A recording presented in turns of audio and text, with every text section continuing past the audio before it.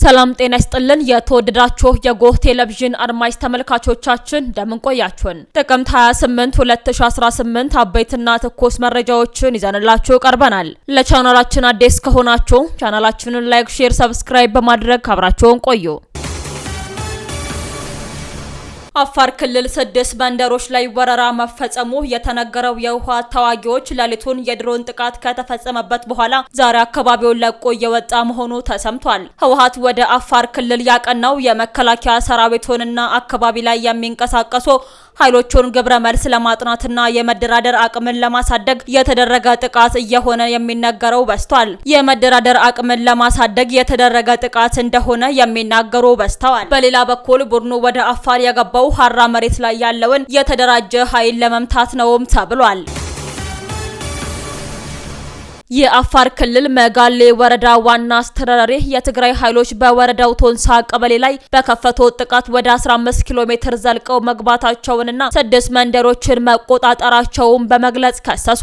የትግራይ ክልል ሰላምና ጸጥታ ቢሮ በበኩሉ የከፈትነው ጥቃትም ሆነ የተቆጣጠርነው መሬት የለም ሲል ወንጀላውን አጣጥሏል። የመጋሌ ወረዳ አስተዳዳሪ ሙሉ ቀን ያንን ቦታ ይዘው እስከ 12 ሰዓት ህዝቡ እየሸሸ ታጣቂው ቡድን ቦታ እየያዘ ሄዷል ብለዋል። ከዚያም ሁሉም ቦታ ከተቆጣጠረ በኋላ ከባድ መሳሪያ ወደ ህዝቡ በመወርወር የጀመረው ምሽት 12 ሰዓት አካባቢ ነው ሲሉ በክልሉ መንግስት የቀረበውን ውንጀላ አጠናክረዋል። በተያያዘ ዜና የትግራይ ክልል ጊዜያዊ አስተዳደር የአፋር ክልል መንግስት ያወጣው መግለጫ መሰረተ ቢስና ያልተረጋገጠ ነው ሲል ተናገረ። የአፋር ክልላዊ መንግስት ኮሚኒኬሽን ቢሮ የትግራይ የጸጥታ ኃይሎች ወደ አፋር ክልል ዘለው በመግባት ጥቃት መፈጸማቸውን በመግለጽ ያወጣው መግለጫ መሰረተ ቢስና ያልተረጋገጠ ነው ሲል የትግራይ ክልል ጊዜያዊ አስተዳደር ገለጸ። የአፋር ክልል መንግስት ከትላንት በስቲያ ባወጣው መግለጫ የህወሓት ቡድን ኃይሎች የአፋርን ክልል ወሰንን ዘልቀው በመግባት 6 መንደሮችን በጉልበት መቆጣጠራቸውን በመግለጽ ንጹሃንን ዜጎችን በሞርታር መደብደባቸውን በዚህም የፕሪቶሪያውን ስምምነት ማፍረሳቸውን ማሳወቁም ይታወሳል። ይህንን ተከትሎም የትግራይ ክልል ጊዜያዊ አስተዳደር ጉዳዩን አስመልክቶ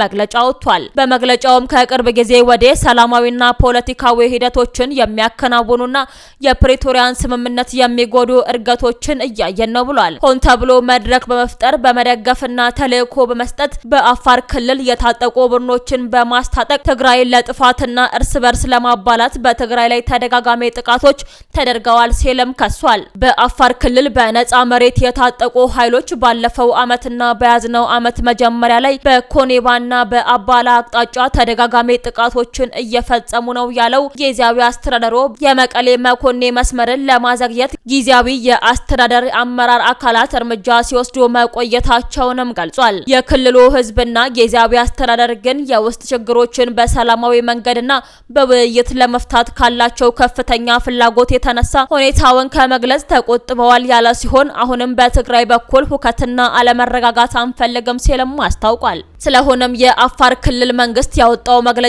መሰረተ ቢስና ያልተረጋገጠ የአፋር ድንበር ሁለት ህዝቦች ሰላማዊና ታሪካዊ ወንድማማችነትንና ሰፈር ተስማሚ አይደለም ሲልም አጣጥሎታል። አክሎም አንዱን ወይም ሌላውን እየደገፉና እያስተናገዱ ትግራይን የጦር አውድማ ለማድረግ የሚጥሩ የትግራይን ጊዜያዊ አስተዳደር በውስጣችን ጥርጣሬ እንዲፈጥን የተለያዩ ሰበቦችን የሚጠቀሙ አካላት ከድርጊታቸው እንዲቆጠቡም አሳስበዋል። የትግራይን ችግር በዘላቂነት በትግራይና በትግራይ ተወላጆች መፍታት ይቻላል ብሎ በጽኑ እንደሚያምን የገለጸው ጊዜያዊ አስተዳደሩ በውስጣዊ የፖለቲካ ችግሮች ምክንያት የሀሳብ ልዩነት የተለመደ መሆኑን በማሰብ ችግራችንን በውይይትና በስምምነት ለመፍታት ያለውን ቁርጠኝነት ያረጋግጣል ብሏል። የትግራይ ጊዜያዊ አስተዳደር ዘላቂ ደህንነትና ዘላቂ ሰላም ሊገኝ የሚችለው የፕሪቶሪያው ስምምነትን በጥብቅ በመተግበር ብቻ እንደሆነም በጽኑ ያምናል ሲልም አስታውቋል። ስለሆነም ከፌዴራል መንግስት ጋር ያለውን ግንኙነት ለማጠናከርና የፕሪቶሪያ ስምምነትን ያለምንም መዘግየት ተግባራዊ ለማድረግ ዝግጁ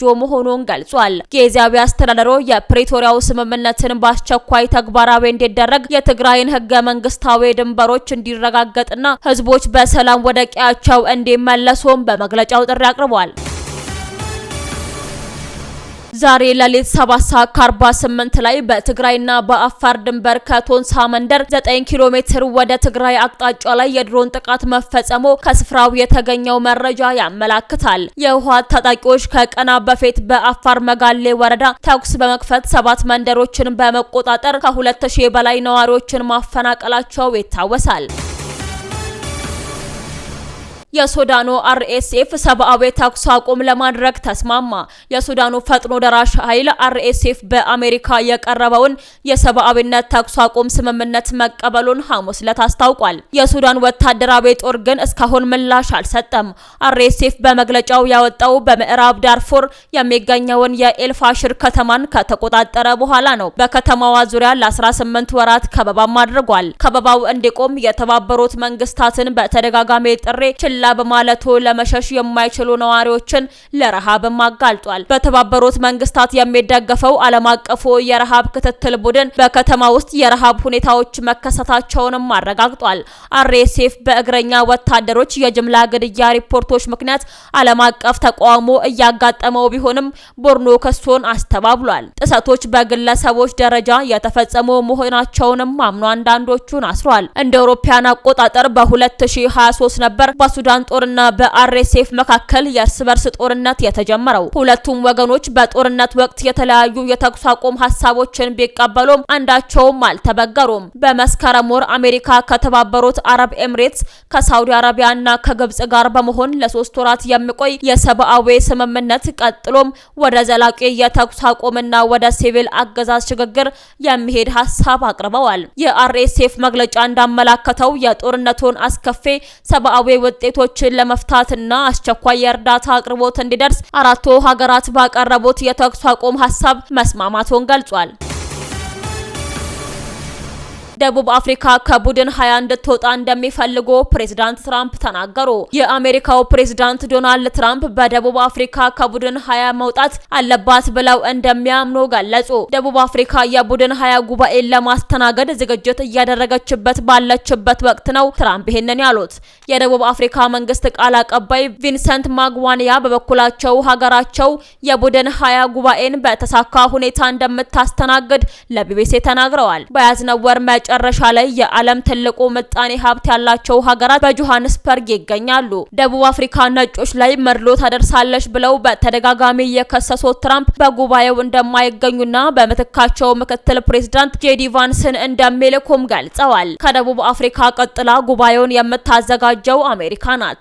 ደቡብ አፍሪካ የቡድኑ አባል መሆን የለባትም፣ በሀገሪቱ አስከፊ ነገር እየሆነ ነው፣ ሀገሬን ወክዬ እዛ አልገኝም ሲሉ ትራምፕ ተናግረዋል። ወደ አድማጭ ተመልካቾቻችን ለሰዓቱ ያዘጋጀንላችሁ መረጃዎቻችን እነዚህን ይመስሉ ነበር። አብራችሁን ስለቆያችሁ ከልብ እናመሰግናለን። በያላችሁበት ሰላም ቆዩን።